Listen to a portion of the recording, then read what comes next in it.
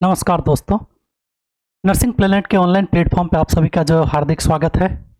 UPPSC exam की date आ चुकी है और उम्मीद है कि आप सब जो है वो बहुत ही अच्छे से जो एग्ज़ाम की तैयारी के अंदर लगे हुए होंगे। तो नर्सिंग प्लेनेट आपके लिए एक प्लेटफॉर्म का काम करेगा और आपके साथ मिलकर के अपन जो इस एग्ज़ाम को क्रैक करने की पूरी जो है वो कोशिश करेंगे। जैसा कि आपने थंबनेल देखा होगा, अभी जब वीडियो अपलोड हुआ होगा तो यूट्यूब पे एक थंबनेल लिखा होगा और थंबनेल में जो है वो अपन ने एक स्पेशल चीज़ के बारे में लिखा था। एक वर्ड था वहाँ पे,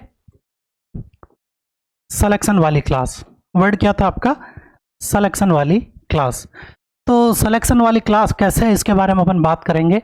तो आप सबने जो है वो एग्जाम का सिलेबस देख लिया और सिलेबस के अंदर बहुत सारी चीज़ें जो है वो कुछ एक नई है, जैसे कि हिंदी है, इंग्लिश के भी आपको जो क्वेश्चन देखने को मिलेंगे, नर्सिंग के क्वेश्चन भी देखने को मिलेंगे, एज वेल एज उसके अंदर एक दो टॉपिक जो है वो और ऐड होंगे। तो बाकी सारी चीज़ें तो जनरली अपन जो है वो कवर अप कर लेते हैं, लेकिन कुछ एक चीज़ें जो आपकी कवर अप नहीं कर पाएंगे। तो हम इस चैनल के प्लेटफॉर्म के माध्यम से आप सभी को इसी के अंदर जो है वो हेल्प करने की पूरी कोशिश करेंगे।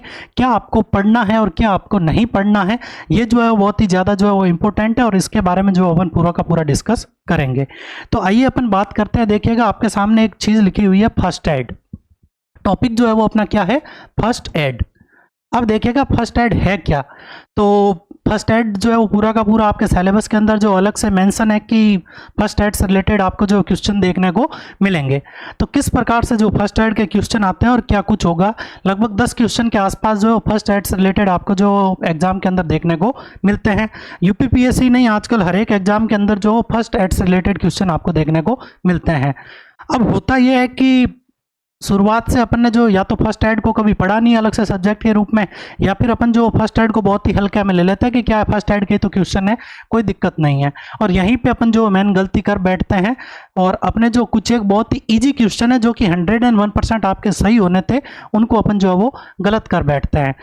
अब आप कहोगे कि फर्स्ट एड तो बहुत इजी है, तो वीडियो के लास्ट में जो है वो कुछ एक एमसीक्यू क्वेश्चन है, 4-5 एमसीक्यू जो इस टॉपिक से बनेंगे, वो भी अपन ने जो सॉल्व करवाए। तो एक बार जो है वो वीडियो पूरा देखने से पहले आप जो है वो पीछे लास्ट वीडियो के लास्ट पार्ट में जाकर के आप जो है पता कर सकते हैं कि फर्स्ट एड के जो क्वेश्चन किस प्रकार से बनते हैं और आपके कितने क्वेश्चन जो है वो सही होते हैं। सबसे ज़्यादा इंपॉर्टेंट चीज़ यही है कि आप कितने क्वेश्चन जो है वो सही कर पाते हैं।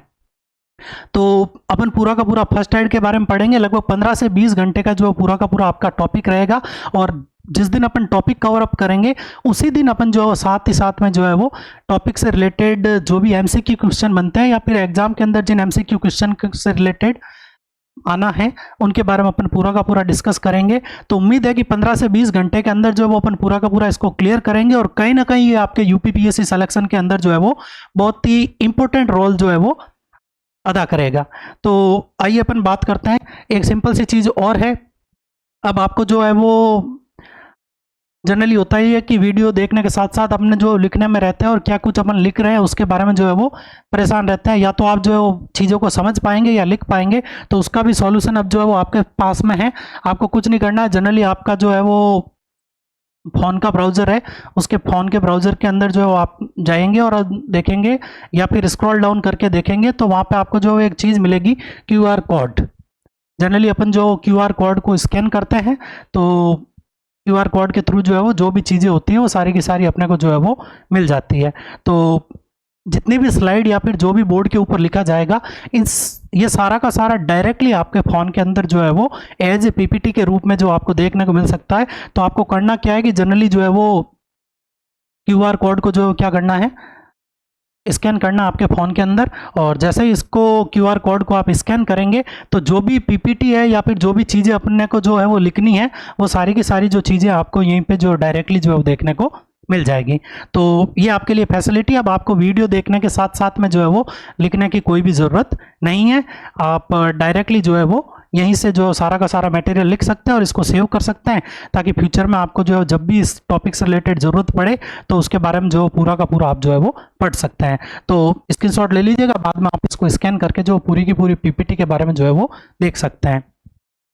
आइए नेक्स्ट वन बात करते हैं अपन टॉपिक के बारे में। चलिए शुरुआत करते हैं आज से नए टॉपिक की। टॉपिक है आपका फर्स्ट एड। फर्स्ट एड क्या होता है? तो फर्स्ट एड के बारे में अगर अपन डिस्कस करें तो फर्स्ट एड एक प्रकार का ट्रीटमेंट है जो कि तब अपन प्रोवाइड कर सकते हैं जब तक कि मेडिकल हेल्प ना आ जाए।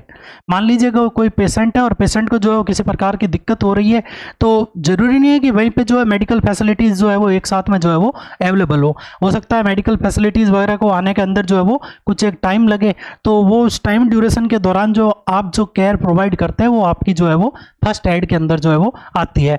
बात करें डेफिनेशन की, तो first aid is the arrangement of initial, arrangement है किसका, इनिशियल का, arrangement of initial quick and on the spot. देखिएगा तीन वर्डिंग है अपने पास में। First one is the initial, यानी कि जितना जल्दी हो सके उतनी जल्दी आपको जो है वो प्रोवाइड करना है। Second one is the quick, जितना फास्ट हो सके। ऑन द स्पॉट, आपका जो विक्टिम है या जो मरीज है उसको कहीं और ले जाने की जरूरत नहीं है, जहां पे आपको जगह मिल रही है वहीं ऑन द स्पॉट जो आपको जो इसका ट्रीटमेंट जो है वो स्टार्ट कर देना है। ट्रीटमेंट ऑफ कैजुअलिटी टू ए मिसशेप और minor elements until the medical help arise. अब आप ये जो केयर प्रोवाइड कर रहे हैं मरीज को, ये कब तक देनी है केयर प्रोवाइड करनी है, तो तब तक करनी है जब तक कि मेडिकल हेल्प अराइज। अब देखिएगा ऐसा नहीं है कि आप जो फर्स्ट एड करने के लिए बैठ गए तो आप जो है वो खाली फर्स्ट एड ही कर रहे हैं, ऐसा बिल्कुल भी नहीं है। आपको जो है वो हेल्प के लिए भी कॉल करना होगा और साथ ही साथ में जो है वो मेडिकल फर्स्ट एड भी जो है वो प्रोवाइड करना होगा। ऐसा नहीं है कि मेडिकल किसी को इन्फॉर्म तो आपने किया ही नहीं और अकेले ही आप जो बैठ करके जो है वो फर्स्ट एड देना चालू हो गए, तो वो आप जो है मरीज के लिए और जो है ज़्यादा दिक्कत जो है वो क्रिएट कर सकता है। तो फर्स्ट एड तब तक ही करते हैं अपन जब तक कि मेडिकल हेल्प वहाँ पर नहीं पहुँच पाती है। बात करते हैं कि फंडामेंटल ऑफ फर्स्ट एड क्या क्या है, क्या क्या फंडामेंटल है। तो फंडामेंटल के अंदर जो फर्स्ट वन है आपका टू प्रोटेक्ट और to save life, to protect या फिर लाइफ, यानी कि कोई मरीज है जिसको अगर हाथों हाथ अगर ट्रीटमेंट नहीं मिला तो उस पेशेंट के अंदर जो डेथ होने के चांसेस जो है वो अगर ज़्यादा रहते हैं, तो उस कंडीशन के अंदर जो आप अगर फर्स्ट एड प्रोवाइड करोगे तो ये जो काम करेगा प्रोटेक्ट या फिर सेविंग, लाइफ सेविंग के रूप में जो आपका ये एक्ट जो है वो काम करेगा, पेशेंट की जो जान बचाने के अंदर जो है ये हेल्प करेगा। नेक्स्ट हम बात करते हैं to promote recovery, to promote recovery. मान लीजिएगा कि एक पेशेंट है जिसके अंदर एक फ्रैक्चर हुआ है, पेशेंट के अंदर जो है वो क्या हुआ है, फ्रैक्चर हुआ है। अब फ्रैक्चर हुआ है और इसको आप अगर जो है वो मोबिलाइज करेंगे, बार बार हिलाएंगे डुलाएंगे, तो हो सकता है कि वहां पे जो है वो मस्कुलर इंजरी हो जाए, मसल इंजरी जो है वो देखने को अपने को मिल सकती है। तो ये मसल इंजरी वगैरह आपकी जो है वो नहीं हो, इसके लिए अपन ने क्या किया, इसको फर्स्ट एड के रूप में क्या कर दिया, इसको इमोबिलाइज कर दिया। अपन ने जो मरीज को क्या कर दिया, इमोबिलाइज, यानी कि मूवमेंट को क्या कर दिया, अपन ने रोक दिया। अब मूवमेंट रोक दिया तो देखिएगा फ्रैक्चर हुआ है वो तो ठीक है, चलिए फ्रैक्चर है, लेकिन ये फ्रैक्चर आगे और स्ट्रेन के अंदर नहीं जाए, तो इस पेशेंट के अंदर जो रिकवरी, मान लीजिएगा अगर 2 महीने में कोई मरीज ठीक हो रहा है तो हो सकता है कि 1.5 महीने के अंदर मरीज ठीक हो, तो आपने क्या किया, रिकवरी को क्या किया है, प्रमोट किया है।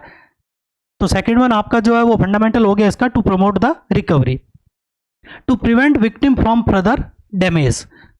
नेक्स्ट वन है कि आपका जो विक्टिम है उसको और आगे फ्यूचर के अंदर या फिर और जो है वो उसी इवेंट से रिलेटेड कुछ दूसरी जो है वो दिक्कत ना हो, तो वो भी अपन जो प्रिवेंट कर सकते हैं। तो जनरली जो 3 जो आपके फंडामेंटल हो गए फर्स्ट एड के, हो सकता है कि which of the following is not a fundamental of first add से रिलेटेड आपको जो क्वेश्चन देखने को मिल सकता है। आइए बात करते हैं अपन next one, types of first aid, कि आपको जो फर्स्ट एड कब कब देनी है या फिर कौन कौन सी कंडीशन के अंदर जो आपको फर्स्ट एड देनी है। First one is the aquatic और मरीन। फर्स्ट वन जो आपका क्या है, एक्वेटिक और मरीन। एक्वा जो है वर्ड होता है वाटर के लिए, वाटर के लिए एक्वा वर्ड जो है वो यूज होता है वाटर के लिए। तो मरीन जो होते हैं वो ड्राइवर्स होते हैं, जनरली जो है नेवी होती है, नेवी के अंदर जो डाइवर्स होते हैं जो कि गोताखोर, जनरली जिसको अपन बोलते हैं गोताखोर, जो कि पानी के अंदर जो गोता लगाते हैं, डुबकी वगैरह लगाते हैं, और कुछ भी अगर डीप के अंदर है समुद्र में तो उसको निकालने का जो है काम इनके द्वारा किया जाता है। तो ये जो है वो प्रोफेशनल होते हैं और इनका काम यही होता है कि सेफ गार्ड के रूप में जो है वो अवेलेबल होते हैं। आप जो है वो जनरली अगर नदी के किनारे वगैरह अपन जाते हैं तो वहाँ पे अपन देखते हैं कि सेफ गार्ड होते हैं या फिर वहाँ की जो है वो जल पुलिस होती है जो कि अपने को हेल्प करती है। तो वो हो गए आपके एक्वेटिक या फिर मरीन। एक्वा वर्ड जो है वो वाटर, एक्वा वर्ड जो यूज होता है किसके लिए, वाटर के लिए। नेक्स्ट वन बात करें तो second one is the battlefield. Battlefield जो होता है वो होता है आर्मी के लिए। बैटल वर्ड जो है वो बैटल जंग को बोलते हैं, युद्ध को अपन बैटल बोलते हैं, तो आर्मी के लिए जो है वो अपन ये यूज लेते हैं। तो आर्मी में जो फर्स्ट एड यूज होता है उसको अपन बैटलफील्ड फर्स्ट एड बोलते हैं। नेक्स्ट वन बात करें कॉन्फ्लिक्ट।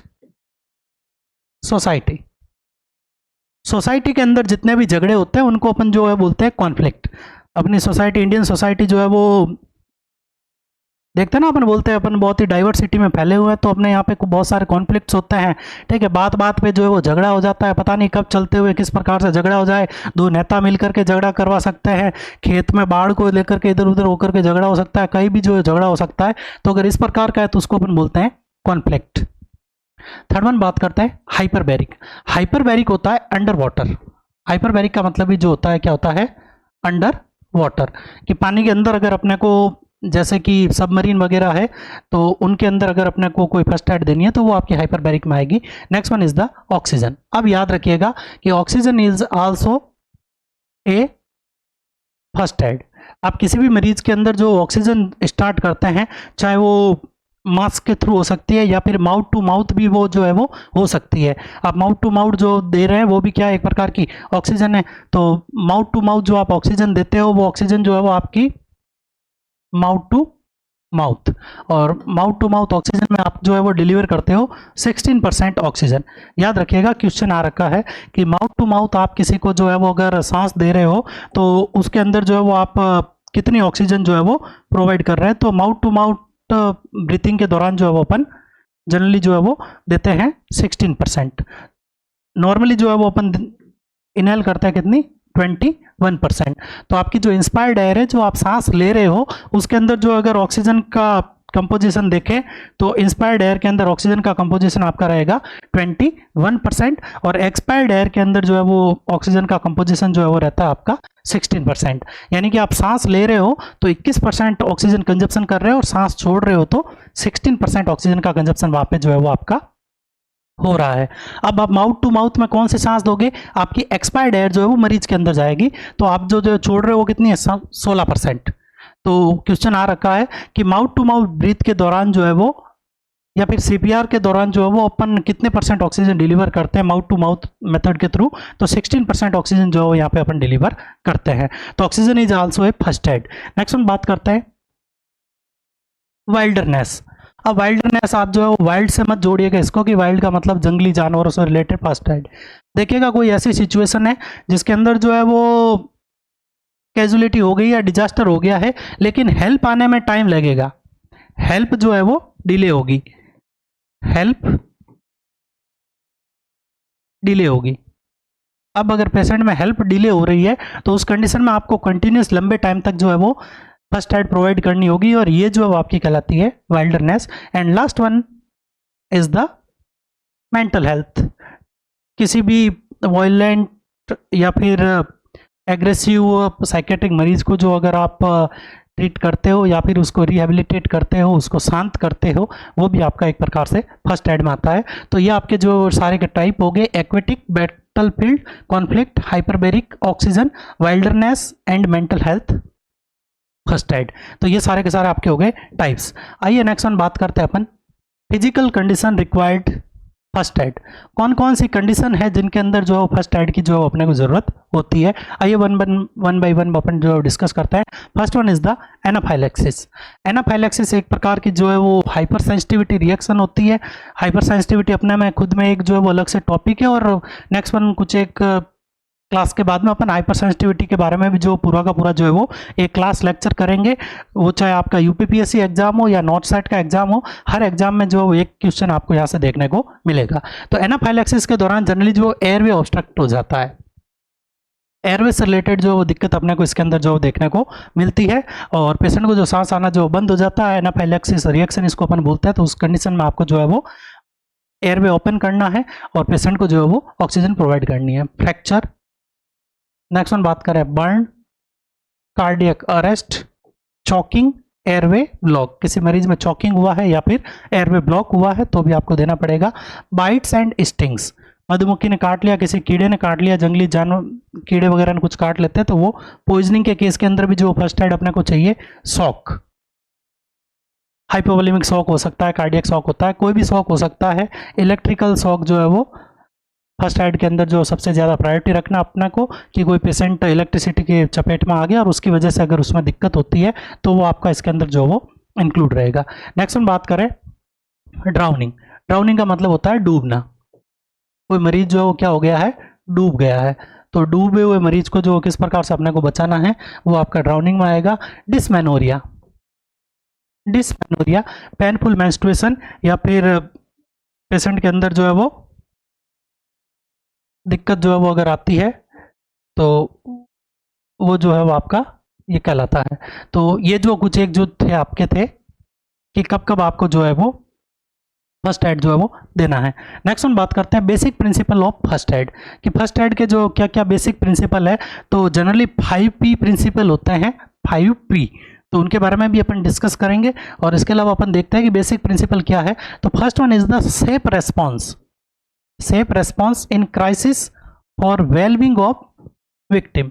यानी कि आप जो काम तो कर रहे हो लेकिन वो काम जो पूरी की पूरी सेफ्टी के साथ में होना चाहिए। पता चले कि करना तो कुछ और था, पेशेंट में सर्वाइकल इंजरी थी और आप गए और जाकर के उसको उठा लिया तो पूरा का पूरा सर्वाइकल पैरालिसिस हो गया। तो आपको जो रेस्पॉन्स देना है, लेकिन रेस्पॉन्स आपका हमेशा कैसा होना चाहिए, सेफ रेस्पॉन्स जो है वो पेशेंट को आपको देना है।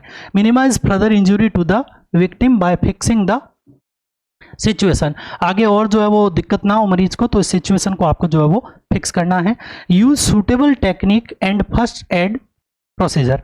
जो सुटेबल टेक्निक होती है, हर एक कंडीशन के अंदर जो अलग अलग चीज़ें होती है। अगर पेशेंट कोई डूब गया तो उसके लिए आप अलग काम करोगे, किसी पेशेंट में इलेक्ट्रिक शॉक लग गया तो उसके लिए आप जो है वो अलग काम करोगे। तो जैसा आपका पेशेंट रहेगा उसी हिसाब से जो आपका रहेगा रेस्पॉन्स। नेक्स्ट वन है मूव विक्टिम केयरफुली, पेशेंट को जो है मूव करना आपको केयरफुली।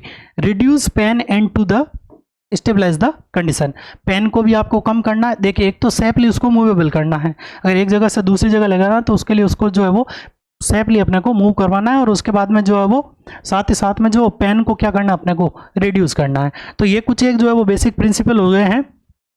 बात करें 5P प्रिंसिपल, कि फर्स्ट एड के जो 5P प्रिंसिपल कौन से, तो फर्स्ट वन है प्रिवेंशन ऑफ लाइफ। अगर आप फर्स्ट एड प्रोवाइड करोगे, CPR वगैरह अगर आप देते हो तो किसी की आप जो है वो 101% जिंदगी बचा रहे हो, लाइफ प्रिवेंशन कर रहे हो। प्रोटेक्शन ऑफ विक्टिम, प्रोटेक्ट कर रहे हो विक्टिम को।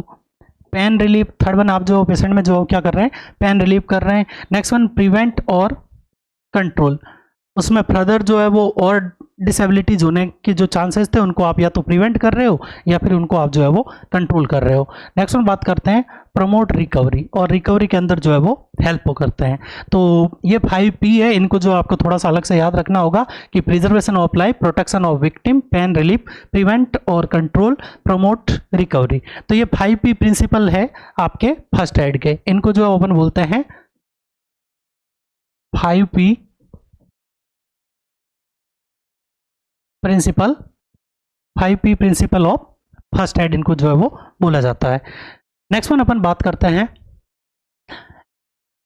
AIIMS of first add management, कि आप किसी मरीज के अंदर फर्स्ट एड का मैनेजमेंट कर रहे हैं तो वहां पे आपका क्या एम रहेगा, कि मेन जो आपके दिमाग के अंदर जो है वो कौन सी चीज जो है वो चलेगी, कि फर्स्ट एड का जो एम क्या है। तो फर्स्ट वन बात करें तो first one is the promote recovery, second one is the preserve life and third one है प्रिवेंट इंजुरी फ्रॉम रोशनिंग। यानी कि इंजुरी जो है वो इस हद तक ना चली जाए कि जहाँ से पेशेंट के अंदर जो हो और ज़्यादा दिक्कत होने के चांसेस हो जाए, तो इसको अपने को जो प्रिवेंट करना है, प्रमोट करनी है रिकवरी और प्रिजर्व करनी है अपने को पेशेंट की लाइफ। तो ये जो है वो एम है फर्स्ट एड के, इसको आपको अच्छे से याद रखना है। क्वेश्चन जो है वो एक बार आ चुका है एग्जाम के अंदर, UPPSC के अंदर, कि which of the following is not a aim of first aid.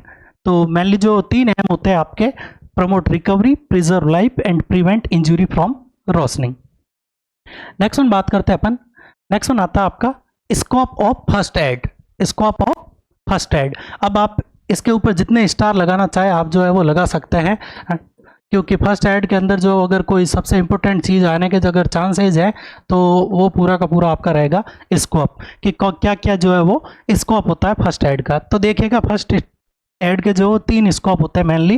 First one is the diagnosis, मरीज में क्या दिक्कत है, या फिर आपका जो पेशेंट आपके पास में आया उसको जो एक्चुअल में क्या दिक्कत है उसका जो है आपको डायग्नोस करना है।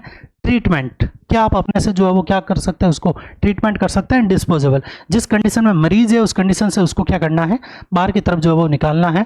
तो ये पूरा का पूरा जो आपका कहलाता है स्कोप। सबसे इंपॉर्टेंट चीज़ है फर्स्ट एड के इंट्रोडक्शन से टॉपिक से कि क्या क्या स्कोप होते हैं। तो डायग्नोसिस, ट्रीटमेंट एंड डिस्पोजल, ये तीनों जो होते हैं वो आपके होते हैं स्कोप। अब देखिएगा नर्सिंग प्रोसेस में एक चीज़ होती है, वहाँ पे भी अपन डायग्नोसिस करते हैं, असेसमेंट करते हैं, डायग्नोसिस करते हैं। तो सेम टू सेम चीज़ यहाँ पे भी होती है। तो यहाँ पे अपन क्या करते हैं, सबसे पहले डायग्नोसिस आता है, असेसमेंट जो है वो डायग्नोसिस के अंदर ही यहाँ पे जो है वो किया जाएगा, और फिर ट्रीटमेंट प्रोवाइड करेंगे और उसकी जो कंडीशन है उसको अपन जो है वो डिस्पोज करेंगे, फर्दर हेल्प के लिए जो वो अपन और आगे बुलाएंगे। नेक्स्ट वन बात करते हैं अपन। अब आपको जो है वो स्कोप के दौरान हमेशा एक स्ट्रेटेजी याद रखनी है, और स्ट्रेटेजी होती है आपकी सैप स्ट्रेटेजी। स्ट्रेटेजी को अपन क्या बोलते हैं, सैप स्ट्रेटेजी। तो सैप का मतलब क्या होता है, फर्स्ट वन जो एस का मतलब होता है स्टॉप।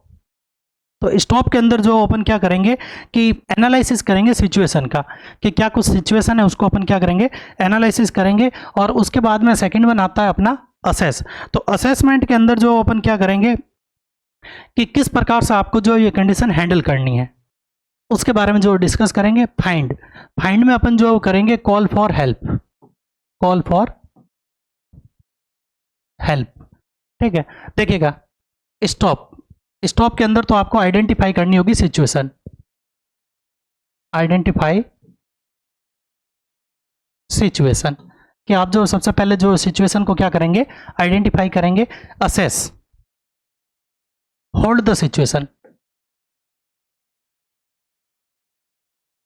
असेस में यहाँ जो असेस का मतलब क्या होगा, होल्ड द सिचुएशन, की जो मरीज के अंदर जो दिक्कत आ रही है या जो रिस्क हो सकती है, जो हैजर्ड्स हो सकते हैं, उनको क्या करना है, अपने को होल्ड करना है। और फाइंड में जो ओपन करेंगे कॉल फॉर हेल्प, कि और जो है वो आए कोई और आकर के इस मरीज की जो है वो हेल्प करे, तो उसके लिए जो ओपन करेंगे फाइंड। और ई का मतलब होता है एक्सपोजर प्रोटेक्शन। तो एक्सपोजर प्रोटेक्शन के अंदर जो आपको यूनिवर्सल प्रिकॉशंस यूज में लेने हैं, अपन यूज में लेंगे यहाँ पे यूनिवर्सल प्रिकॉशन। तो ये जो आपकी जो स्ट्रेटेजी होती है स्कोप के अंदर ही आती है जनरली। तो ये जो सैप स्ट्रेटेजी, इसको अपन जो बोलते हैं सैप स्ट्रेटेजी। और इस सैप स्ट्रेटेजी के थ्रू जो है वो अपने को पेशेंट को जो है वो क्लीन करना है। एस का मतलब जो आपका होगा स्टॉप, ए का मतलब असेस, एफ का मतलब फाइंड एंड ई का मतलब एक्सपोजर प्रोटेक्शन, यानी कि यूनिवर्सल प्रिकॉशन। आप क्या क्या जो प्रिकॉशन जो है वो यूज में लेंगे, तो ये सारा का सारा जो आपका हो जाएगा इसके अंदर। नेक्स्ट वन बात करते हैं अपन। अब देखिएगा आप फर्स्ट एड देंगे कब, तो फर्स्ट एड अपन हमेशा देते हैं इमरजेंसी कंडीशन में। तो इमरजेंसी क्या होता है और इमरजेंसी नर्सिंग क्या होता है, एक बार एग्जाम के अंदर क्वेश्चन आ रखा है कि इमरजेंसी नर्सिंग क्या है। तो इमरजेंसी नर्सिंग क्या होता है उसके बारे में बात करें तो यहाँ पे जो है वो ये एज ए डेफिनेशन अपन बात कर रहे हैं, तो ये इमरजेंसी की भी डेफिनेशन है और इमरजेंसी नर्सिंग की भी डेफिनेशन है। It is a situation that poses an immediate risk to health, immediate risk to health की रिस्क है, इमीडिएट रिस्क है। और किसकी रिस्क है, हेल्थ की, लाइफ की, प्रॉपर्टी की और एनवायरनमेंट की। अगर इन चारों चीज़ों में से किसी भी चीज़ की अगर पेशेंट या कोई भी पर्सन को अगर रिस्क है तो वो हमेशा कंडीशन क्या कहलाएगी, इमरजेंसी की। अब जरूरी नहीं है कि इमरजेंसी हमेशा किसी पेशेंट का एक्सीडेंट हो गया, किसी मरीज को सांस नहीं आ रही है तभी जो है अपन उसको इमरजेंसी बोलेंगे, ऐसा बिल्कुल भी नहीं है। देखिएगा चार चीज़ें हैं यहाँ पे, हेल्थ, लाइफ, प्रॉपर्टी और एनवायरनमेंट। चारों चीज़ें जो मिलकर के किसी पेशेंट की जो कंप्लीट प्रॉपर्टी होती है, और ये जो कुछ एक पैरामीटर है जो कि किसी की पेशेंट की हेल्थ को डिफाइन करता है। तो जरूरी नहीं है कि कोई मरीज बीमार हुआ है या और एक्सीडेंट हुआ है तो ही अपन जो फर्स्ट एड देंगे, जरूरी नहीं है। किसी पेशेंट की प्रॉपर्टी से रिलेटेड दिक्कत है, किसी की कोई ज़मीन है, जायदाद है, कोई गर्लफ्रेंड ले गया किसी मरीज की, ये भी तो एक प्रकार का जो है वो इमरजेंसी क्राइसिस है। अब उस टाइम आप क्या करोगे, ले गया तो ले गया भाई, नहीं ढूंढ ले, अपन बताएंगे या तो नहीं ढूंढ ले या फिर आप जो अपनी दे दीजिएगा, इससे ज़्यादा तो और अपन क्या कर सकते हैं। तो ये सारी की सारी जो चीज़ें हैं वो आपकी किस में आती है, इमरजेंसी में। और बात करें इमरजेंसी नर्सिंग की, तो इन कंडीशन के अंदर अगर अपन पेशेंट की हेल्प कर रहे हैं कि हेल्थ, लाइफ, प्रॉपर्टी या फिर एनवायरनमेंट से रिलेटेड कोई इमीडिएट रिस्क है और उस कंडीशन के अंदर अगर आप हेल्प कर रहे हो तो वही जो है वो आपका क्या कहलाएगा, इमरजेंसी नर्सिंग कहलाएगा। तो आइए बात करते हैं अपन फेजेज ऑफ इमरजेंसी मैनेजमेंट कि इमरजेंसी मैनेजमेंट को किस प्रकार से करेंगे। नॉर्सेट 2021 के अंदर फेजेज ऑफ इमरजेंसी के बारे में पूछा गया है कि which of the following is not A phase of emergency situation. तो बात करें अपन फेजेज ऑफ इमरजेंसी कि इमरजेंसी के जो कौन कौन से जो फेज होते हैं, तो first one phase is the prevention या फिर mitigation, action taken to eliminate the effect of an emergency और डिजास्टर। कोई भी इमरजेंसी या डिजास्टर आया है तो उसके इफेक्ट को कम करने के लिए जो अपन करते हैं उसको अपन बोलते हैं प्रिवेंशन। अब देखिएगा यहाँ पे आप जो है वो कम्युनिटी में जो प्रिवेंशन आपने पढ़ा था उसको इसके साथ में बिल्कुल भी इंक्लूड मत करिएगा। वहाँ पे प्रिवेंशन का मतलब जो है वो होता है चीज़ें होने से पहले। यहाँ पे प्रिवेंशन जो है वो होगा कब, कि अपने को पता है कि बाढ़ आ रही है तो उस टाइम जो अपन प्रिवेंशन कर रहे हैं तो वो इसके अंदर जो आपका कंटिन्यू होगा। नेक्स्ट वन बात करते हैं प्रिपेयर्डनेस। प्रिपेयर्डनेस जो है वो आपका यहाँ पे क्या होगा कि एक्शन टेकन प्रायर, यानी कि कोई भी कंडीशन आ रही है या कोई भी सिचुएशन आ रही है उससे पहले अगर आप कोई एक्शन लेते हैं तो वो जो है वो आपका यहाँ पे जो है वो कहलाएगा प्रिपेयर्डनेस। तो first one is the prevention mitigation and second one is the preparedness. Third one अपन बात करें तो third one is the recovery कि आप क्या क्या जो है वो एक्शन ले रहे हो मरीज की वापस रिकवरी होने में या फिर इस सिचुएशन से जो है मरीज को वापस बाहर निकल में, वो जो कहलाता है आपका रिकवरी। और फोर्थ वन जो होता है वो होता है आपका रेस्पॉन्स कि action taken to respond to an emergency और डिजास्टर कि आपने किस प्रकार से जो किसी भी डिजास्टर को या फिर इमरजेंसी को जो है वो रेस्पॉन्ड किया है, ये जो है वो आपका हो जाएगा मैनेजमेंट। तो चार आपके फेज हो गए, प्रिवेंशन या फिर mitigation, preparedness, response and recovery. दो जो है वो पी है और दो जो है वो आपके क्या है, आर है। Prevention, preparedness 2P, recovery and response 2R। या फिर अगर मिटिगेशन बोलेंगे तो आप एम भी जो है वो बोल सकते हैं। तो ये जो है वो फेज आपको याद रखना है, नॉट सेट एग्जाम में ऑलरेडी जो पूछा जा चुका है तो इसके बारे में जो आपको थोड़ा सा अच्छे से याद होना चाहिए। नेक्स्ट हम बात करें एड्रेसिंग द इमरजेंसी सिचुएशन कि इमरजेंसी सिचुएशन आपके सामने कोई भी आती है तो आपको उसको किस प्रकार से जो आपको उसके अंदर जो है वो असेस करना है। तो देखिएगा सबसे पहला जो आपका होगा वो होगा क्विक असेसमेंट। जैसे ही आप कोई भी इमरजेंसी सिचुएशन देखते हैं तो उसका आपको हाथों हाथ जो क्या करना होगा, असेसमेंट जो है वो आपको करना है। आप जैसे ही असेसमेंट करेंगे और देखेंगे कि मरीज के अंदर जो कुछ एक दिक्कत आ रही है तो उस कंडीशन में आप क्या प्रोवाइड कर देंगे, फर्स्ट एड। फर्स्ट एड को क्या करेंगे अपन, प्रोवाइड करेंगे। अब फर्स्ट एड को प्रोवाइड कर लेंगे, इसी के साथ ही साथ में आपको जो थर्ड एवन स्टेज में जो क्या करना है, call for help, call for help. और आपके साथ में जो लोगों को जो है वो जोड़ना है या फिर मरीज को बचाने के लिए आपको मैन पावर बढ़ानी है तो कॉल फॉर हेल्प जो आपको यहाँ पे करना होगा। कॉल पुलिस भी यहाँ पे जो है हो सकता है, कॉल पुलिस जो भी जो है वो इमरजेंसी होती है तो उस कंडीशन के अंदर जो है आपको पुलिस को कॉल करना होगा।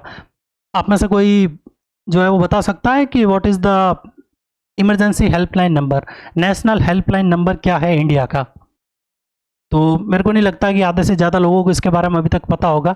बहुत सारे 108 मानेंगे, कोई 100 नंबर, कोई 101 नंबर, कोई 104, पूरी की पूरी जो है वो काउंटिंग कर लेंगे। लेकिन आपको याद रखना है कि अब जो है वो ऑल इंडिया के अंदर एक यूनिवर्सल जो है वो हेल्पलाइन नंबर है 112, इंडियन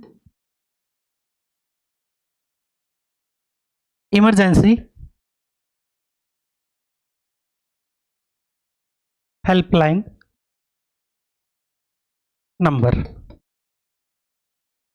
अब चाहे आपको किसी प्रकार की कोई भी दिक्कत हो, बस आपको एक ही चीज़ करनी है, कॉल 112।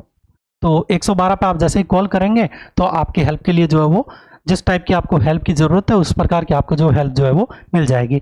तो कोई भी अगर इमरजेंसी कंडीशन आती है तो सबसे पहले आपको करना है क्विक असेसमेंट उस कंडीशन का, और असेसमेंट के बाद में आपको करना है प्रोवाइड करेंगे first aid, call for help या फिर कॉल पुलिस। तो ये कुछ एक जो है वो आप चीज़ें जो है वो उठा सकते हैं। नेक्स्ट वन बात करते हैं अपन,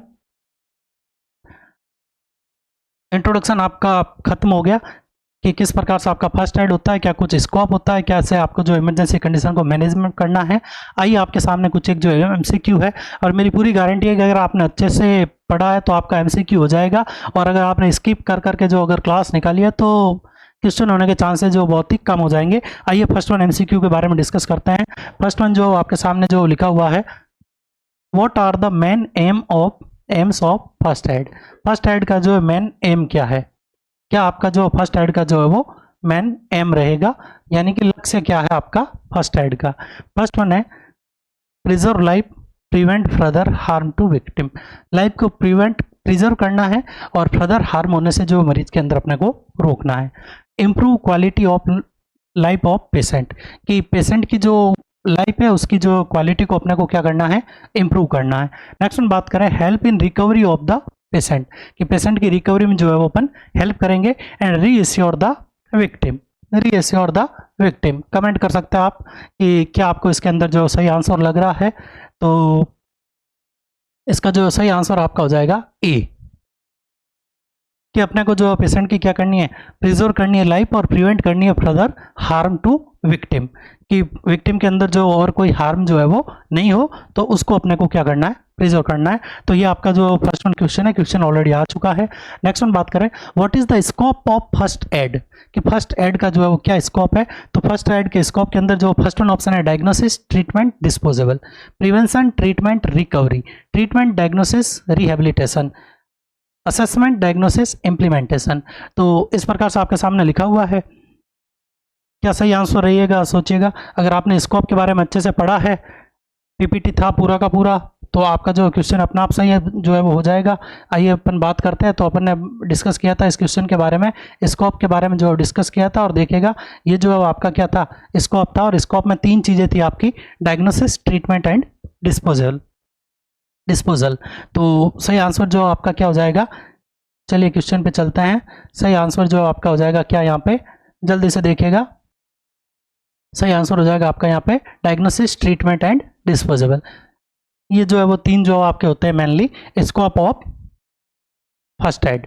बात करते हैं नेक्स्ट वन क्वेश्चन की। तो नेक्स्ट वन क्वेश्चन है what is the emergency nursing, कि इमरजेंसी नर्सिंग क्या है। तो अभी अपन ने जो पूरी की पूरी इमरजेंसी नर्सिंग की जो एक डेफिनेशन लिखी थी, और अगर आपने सही से पढ़ा है तभी ये आप क्वेश्चन जो कर पाएंगे। It is a situation to control bleeding और हेमरेज ओनली, कि एक कंडीशन है जिसमें अपन जो है वो ब्लीडिंग या हेमरेज को जो है वो रोकता है। It is only meant for restoring the cardiac output, कि कार्डियक आउटपुट को रिस्टोर करती है। It is to deal with a situation that poses an immediate risk to health, life and environment. It is to deal with a situation in which the person has to be given of life care। तो अब अगर आपने सही से नहीं पढ़ी है तो आप जो है सी और डी के अंदर जो है वो क्या हो सकते हैं, कंफ्यूज हो सकते हैं। और अगर आपने डेफिनेशन अच्छे से पढ़ी है तो आपको पता चल गया होगा कि आपका जो सही आंसर जो क्या हो जाएगा इसके अंदर, सी जो है वो आपका सही आंसर इसके अंदर जो है वो आपका रहेगा। 4 चीज़ें अपने पढ़ी थी, और 4 चीज़ें कौन कौन सी थी, तो 4 चीज़ों के बारे में जो अपन ने डिस्कस किया था कि कोई भी पेशेंट होता है और उस पेशेंट के अंदर जो है वो आपको क्या क्या जो है वो ध्यान में रखना है। तो किसी भी पेशेंट के अंदर अगर अपन बात करें तो इमरजेंसी कंडीशन किसको बोलेंगे अपन, किसी भी पेशेंट के अंदर जो है वो इमरजेंसी कंडीशन किसको बोलेंगे, कि कौन सी कंडीशन जो है वो इमरजेंसी होगा। तो इमरजेंसी के अंदर जो इमीडिएट रिस्क होती है, और रिस्क किस किस चीज़ की होती है, तो अपन ने जो है वो डिस्कस किया था 4 चीज़ों के बारे में, कि किस किस चीज़ का जो आपका रिस्क हो सकता है। तो यहाँ पे जो मेनली जो 4 चीज़ें अपने को जो देखने को मिलती। फर्स्ट वन अपन ने जो यहाँ पे डिस्कस किया था कि कोई भी पेशेंट है उसकी जो है वो हेल्थ, फर्स्ट वन जो मरीज की क्या हो जाएगी, हेल्थ। सेकेंड वन जो है वो आपका हो जाएगा लाइफ। थर्ड वन हो जाएगा प्रॉपर्टी, प्रॉपर्टी के बारे में डिस्कस किया था अपन ने, property. And fourth one is the environment. ये चारों चीज़ों में अगर कोई इमीडिएट रिस्क है तो उस कंडीशन को जो अपन जो है वो जनरली क्या बोलते हैं, इमरजेंसी कंडीशन जो है वो अपन बोलते हैं। तो सही आंसर आपका इसके अंदर जो सी हो जाएगा, it is to deal with a situation that poses an immediate risk of health, life, environment and property. अगर आप चाहें तो एक वर्ड और इसके अंदर ऐड कर सकते हैं, प्रॉपर्टी। बात करते हैं नेक्स्ट वन क्वेश्चन की। तो नेक्स्ट वन क्वेश्चन है, विच out of the following is the phase of emergency management, कि इमरजेंसी मैनेजमेंट का कौन सा फेज है। नॉर्थ साइड के अंदर क्वेश्चन आपको जो है वो मिला था, एज इट इज क्वेश्चन जो आपका नॉर्थ साइड के अंदर था। अब अगर आपको नहीं पता है कि इमरजेंसी में किस प्रकार से करते हैं, तो आप जो है वो इसके अंदर जो क्वेश्चन को जो है वो नहीं कर सकते थे। तो mitigation, restoration, prevention and promotion, 4 आपके सामने ऑप्शन है। तो आइए अपन ने बात की थी मैनेजमेंट के बारे में।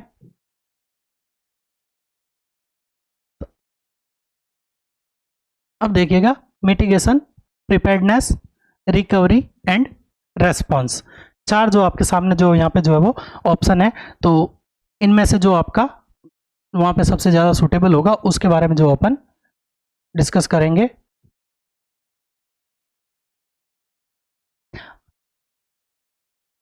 Mitigation, restoration, prevention and promotion. तो जनरली जो है वो अब आप कहोगे कि मिटिगेशन और जो प्रिवेंशन दोनों जो है वो एक ही चीज़ है, लेकिन एग्जाम के अंदर थोड़ा सा इसको और टिपिकल करने के लिए जो इसको दिया गया था, और सही आंसर इसका जो क्या माना गया था, मिटिगेशन जो माना गया था। हालांकि मिटिगेशन एंड प्रिवेंशन दोनों जो होती है वो एक ही चीज़ होती है, लेकिन मिटिगेशन को ज़्यादा जो प्रायोरिटी दी गई थी। तो सही आंसर जो इसके अंदर आपका जो क्या हो जाएगा, मिटिगेशन।